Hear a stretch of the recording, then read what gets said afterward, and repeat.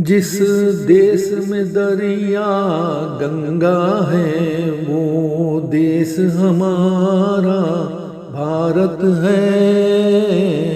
जिस देश में जमुना दरिया है वो देश हमारा भारत है। दुनिया से हमें जो प्यारा है वो देश हमारा भारत है। जिस मुल्क में भाईचारा है वो देश हमारा भारत है। हिंदू भी है इसमें, मुस्लिम भी, ईसाई भी इसमें और सिख भी। हर कोई सुकून से रहता है वो देश हमारा भारत है।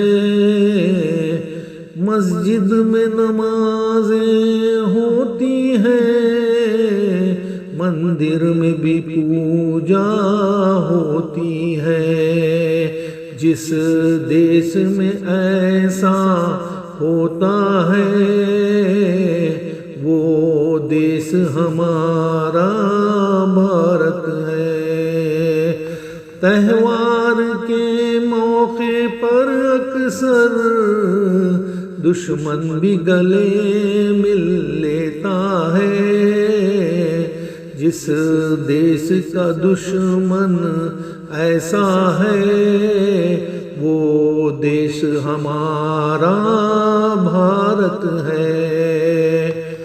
माँ बाप की खिदमत करता है, माँ बाप को घर में रखता है।